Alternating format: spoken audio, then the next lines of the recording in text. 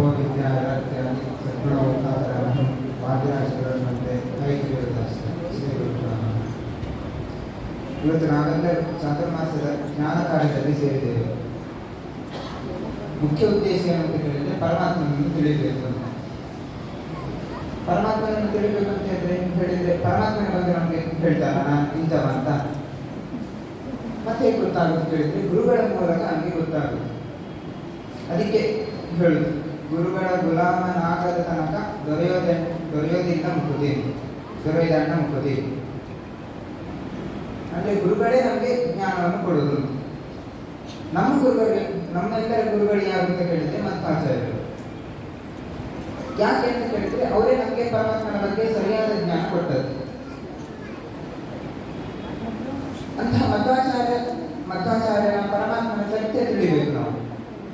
ಯಾಕೆ ಅಂತ ಕೇಳಿದ್ರೆ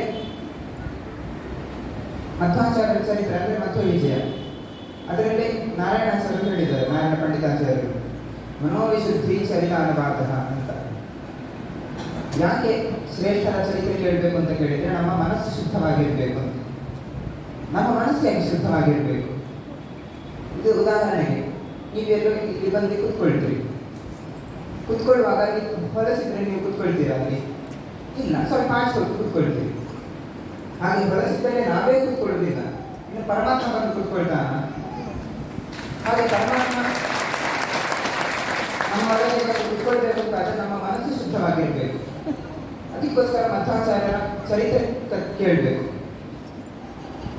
ಅಂತಹ ಚರಿತ್ರೆ ಮಧ್ವ ವಿಜಯ ಎಂದು ಬರ್ತದ್ದು ಯಾರು ಕೇಳಿದ್ರೆ ನಾರಾಯಣ ಪಂಡಿತಾಚಾರ್ಯರು. ನಾರಾಯಣ ಪಂಡಿತಾಚಾರ್ಯರ ತಂದೆ ಯಾರು ಕೇಳಿದ್ರೆ ತ್ರಿವಿಕ್ರಮ ಪಂಡಿತಾಚಾರ್ಯರು. ತ್ರಿವಿಕ್ರಮ ಪಂಡಿತಾಚಾರ್ಯರು ಮಧ್ವಾಚಾರ್ಯರ ಸಮಕಾಲೀನರು. ಇವರು ಮಧ್ವಾಚಾರ್ಯರನ್ನು ನೋಡಿ ಗ್ರಂಥ ಮಾಡಿದ್ದಾರೆ. ಅದೇ ವಾಯುಸ್ತುತಿ. ವಾಯುಸ್ತುತಿ ಎಷ್ಟು ಶ್ರೇಷ್ಠ ಗ್ರಂಥ, ಎಷ್ಟು ಶ್ರೇಷ್ಠ ಸ್ತುತಿ ಅಂತ ಕೇಳಿದ್ರೆ ಅದು ಮಾಡಿದ್ದು ಗೃಹಸ್ಥರು, ಅಂದ್ರೆ ತ್ರಿವಿಕ್ರಮ ಪಂಡಿತಾಚಾರ್ಯರು. ಆದ್ರೆ ಅದನ್ನು ಗೃಹಸ್ಥರು ಅಷ್ಟಲ್ಲದೆ ಸನ್ಯಾಸಿಗಳು ಪಠಣ ಮಾಡ್ತಾರೆ.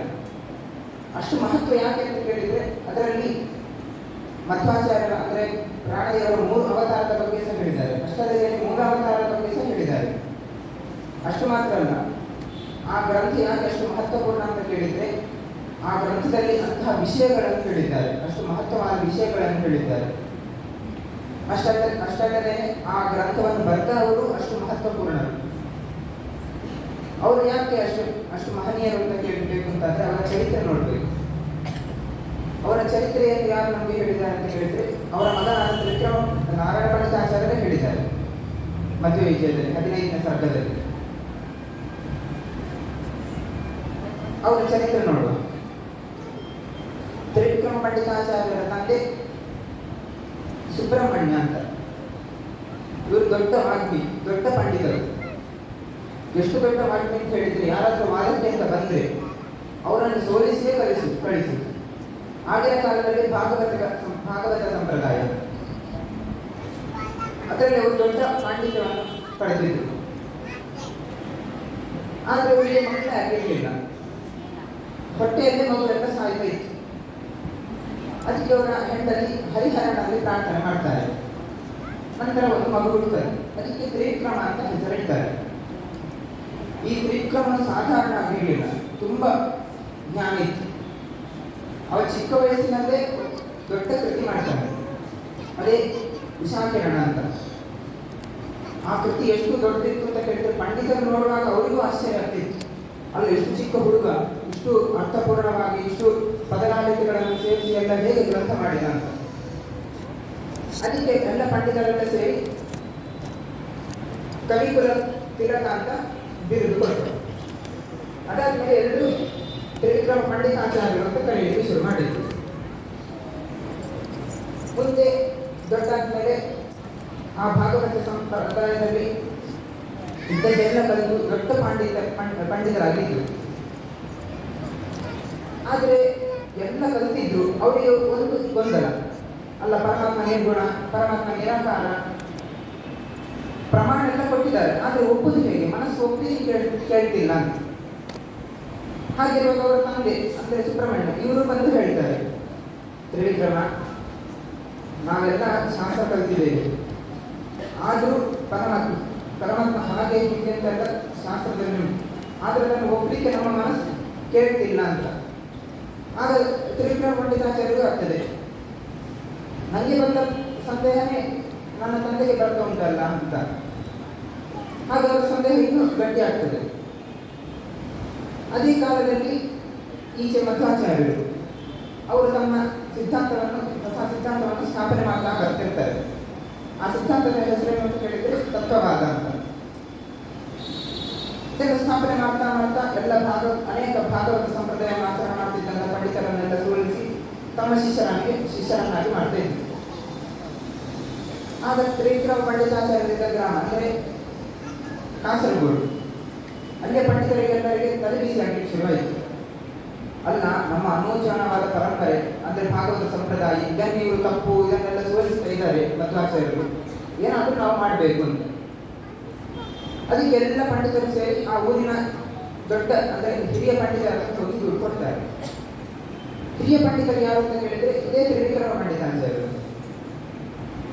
ಎಲ್ಲರೂ ಒಂದು ದುಡ್ಡು ಕೊಡ್ತಾರೆ. ಅಲ್ಲ, ನಮ್ಮ ಎಲ್ಲ ಭಾಗವತ ಸಂಪ್ರದಾಯ ಆಚರಣೆ ಮಾಡ್ತಿದ್ದ ಪಂಡಿತರೆಲ್ಲರೂ ಮಧ್ವಾಚಾರ್ಯರ ಶಿಷ್ಯರಾಗ್ತಿದ್ದಾರೆ, ಏನಾದರೂ ಮಾಡಬೇಕು ಅಂತ.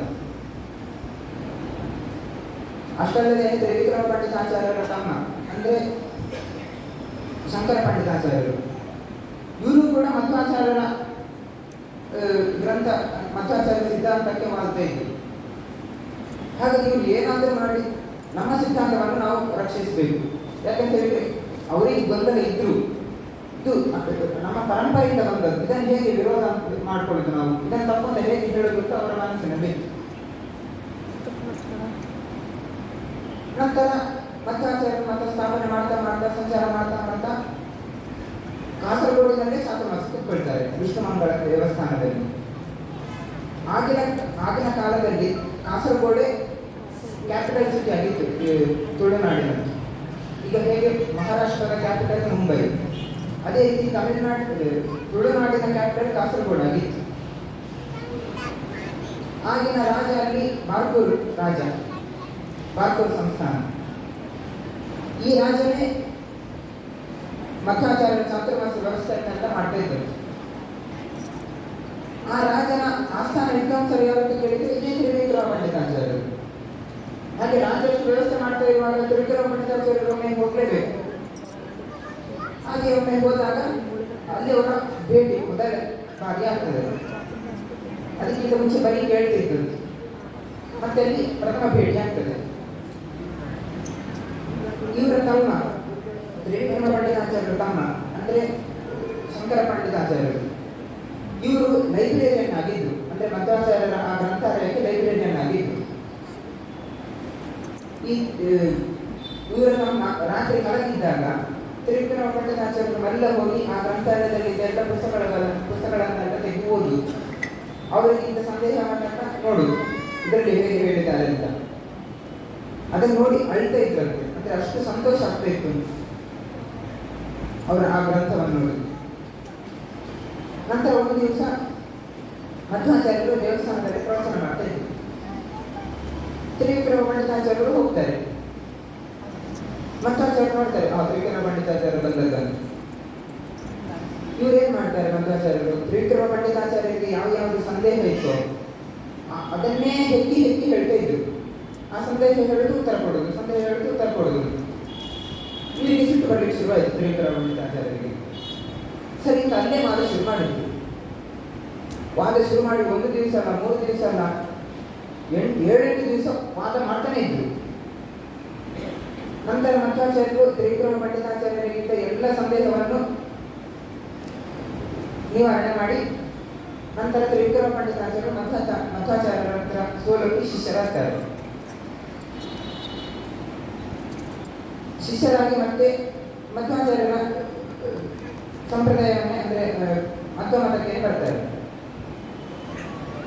ಬಂದ ಮೇಲೆ ಮಧ್ವಾಚಾರ್ಯರು ತುಂಬ ಪ್ರಿಯ ಶಿಷ್ಯರಾಗ್ತಾರೆ. ಎಷ್ಟು ಪ್ರಿಯ ಶಿಷ್ಯರಾಗ್ತಾರೆ ಅಂತ ಕೇಳಿದರೆ ವೇದವ್ಯಾಸ ದೇವರು ಬರೆದದ್ದು ಬ್ರಹ್ಮಸೂತ್ರ. ಆ ಬ್ರಹ್ಮಸೂತ್ರಗಳಿಗೆ ಭಾಷ್ಯ ಮಧ್ವಾಚಾರ್ಯರು ಬರೆದರು. ಆದರೆ ಅದನ್ನು ತ್ರಿವಿಕ್ರಮ ಪಂಡಿತಾಚಾರ್ಯರು ಬಂದು ಹೇಳ್ತಾರೆ, ಅಲ್ಲ ನೀವು ಇದಕ್ಕೆ ಭಾಷ್ಯ ಮಾಡಿದ್ರಿ, ಆದರೆ ಅದು ನಮಗೆ ಅರ್ಥನೇ ಆಗ್ತಿಲ್ಲ. ಎಲ್ಲ ಸಾಮಾನ್ಯ ಜನರಿಗೂ ಅರ್ಥ ಆಗುವಾಗ ಇನ್ನೊಂದು ಗ್ರಂಥ ಮಾಡಿ ಅಂತ, ಅದಕ್ಕೆ ಸರಿ ಇನ್ನೊಂದು ಗ್ರಂಥ ಮಾಡುವಂತ ಹೋಗ್ತಾರೆ. ಅಂದ್ರೆ ಒಂದು ಕಂಡೀಷನ್, ನಾನು ಮಾಡಿದಂತಹ ಆ ಬ್ರಹ್ಮಸೂತ್ರ ಭಾಷ್ಯಕ್ಕೆ ನೀವು ಇನ್ನೊಂದು ಭಾಷೆ ಬರಿಬೇಕು ಅಂತ. ಸರಿ ಅಂತ ಹೋಗ್ತಾರೆ. ನಂತರ ಮಧ್ವಾಚಾರ್ಯರು ಅಣುಭಾಷೆ ಬರೀತಾರೆ, ಮತ್ತೆ ಬ್ರಹ್ಮಸೂತ್ರ ಭಾಷೆಗೆ ತ್ರಿವಿಕ್ರಮ ಪಂಡಿತಾಚಾರ್ಯರು ಒಂದು ಭಾಷೆ ಬರೀತಾರೆ. ಹಾಗೆ ಮಧ್ವಾಚಾರ್ಯರು ಹೇಳಿ ಬರೆಸಿದಂತಹ ಭಾಷ್ಯ, ಅಷ್ಟು ಪ್ರೀತಿ ಅವರ ಶಿಷ್ಯ ಮೇಲೆ, ಅಂದ್ರೆ ತ್ರಿವಿಕ್ರಮ ಪಂಡಿತಾಚಾರ್ಯರ ಮೇಲೆ.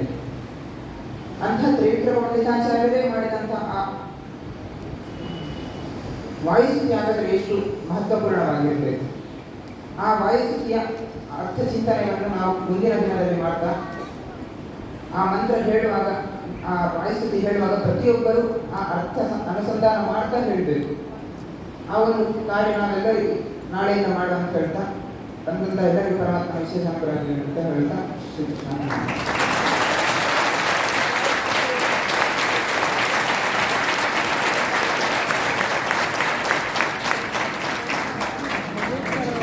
ಪೂಜ್ಯರಾದ ವೇದವರ್ಧನ ತೀರ್ಥ ಶ್ರೀಪಾದಂಗಳವರಿಗೆ ಶ್ರದ್ಧಾಪೂರ್ವಕವಾಗಿ ಅನಂತ ಸಾಷ್ಟಾಂಗ ನಮಸ್ಕಾರವನ್ನು ತಿಳಿಸ್ತೇನೆ. ತುಂಬ ಹೃದಯಂಗಮವಾಗಿ ಸುಲಲಿತವಾಗಿ ವಾಯುಸ್ತುತಿಯ ಮಹತ್ವ, ಶ್ರೀಮದಾಚಾರ್ಯರ ಮಹತ್ವ, ನಮ್ಮ ಮನಸ್ಸು ನಿರ್ಮಲವಾಗಬೇಕು ಅಂತನ್ನುವುದನ್ನು ತಿಳಿಸ್ತಾ ಅನುಗ್ರಹವನ್ನು ಮಾಡಿದಂತಹ ಅವರಿಗೆ ಅನಂತ ಶ್ರದ್ಧಾಪೂರ್ವಕವಾಗಿ ನಮಸ್ಕಾರಗಳು. ಇನ್ನು ಮುಂದೆ ಪರಮ ಪೂಜ್ಯರಾದ ಮಹಾಸ್ವಾಮಿಗಳವರು ಅನುಗ್ರಹ ಸಂದೇಶವನ್ನು ಮಾಡಬೇಕು ಅಂತ ಪ್ರಾರ್ಥನೆ ಮಾಡ್ತಾರೆ.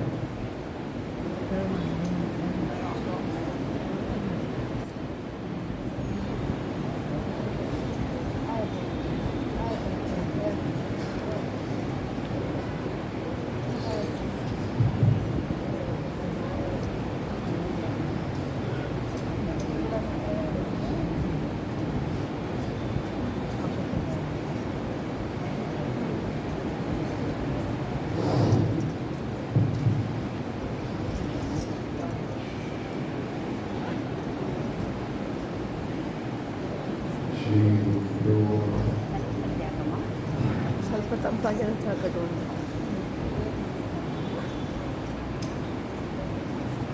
ನಾರಾಯಣಂ ಸರ್ವಂ ಜಗದೇಕನಾಥಂ ದತ್ತಪ್ರಿಯಂ ಸಕಲಲೋಕ ನಮಸ್ಕೃತಂ ಚ ತ್ರೈಗುಣ್ಯವರ್ಜಿತಮಜಂ ವಿಭುಮದ್ಯಮೀಶಂ ವಂದೇ ಭವಘ್ನಮಹಾರಾಸುರಸಿದ್ಧವಂದ್ಯಂ. ನಾರಾಯಣಂ ನಮಸ್ಕೃತ್ಯ ನರಂ ಚೈವ ನರೋತ್ತಮಂ ದೇವೀಂ ಸರಸ್ವತೀಂ ವ್ಯಾಸಂ ತತೋ ಜಯಮುದೀರಯೇ. ಧರ್ಮವಿಜ್ಞಾನ ವೈರಾಗ್ಯ ಪಾವನೀಶ್ವರ್ಯಶಾಲಿನಃ ಆನಂದತೀರ್ಥಭಗವತ್ಪಾದಾನ್ ವಂದೇ ನಿರಂತರಂ. ಆನಂದತೀರ್ಥೋಪದಿಷ್ಟೋ ನಿಖಿಲನಾರಾಯಣ ಭೂಯಃ ಪ್ರದರ್ಶಿತೋ ತೇನ ಸಮ್ಯಕ್ ಜಯತೀರ್ಥಂ ತಮಾಶ್ರಯೇ. ನ್ಯಾಯಸುತಾದಿಕೃಚ್ಛಯಮುನೀಂ ಶ್ರೀಪಾದರಸನ್ಮಣೀಂ ವ್ಯಾಸಾರ್ಯಾಂ ಬುದ್ಧಿನಾಗಮಂತಿ ವಿಗತಾಂ ಶ್ರೀವಾದಿರಾಜಾನಪಿ ವಂದೇ ಹಂಸಪರಾಂ ರಘುತ್ತಮಗುರುಂ ವೈದಗ್ಧ್ಯಪರಾಂ ನಿಧೀಂ ಶ್ರೀ ಸತ್ಯವ್ರತ ರಾಘವೇಂದ್ರ ಮಹಿಮಾನ್ ಸದ್ಬೋಧ ಸತ್ಯಾನಮ. ಸತ್ಯಾಭಿಜ್ಞ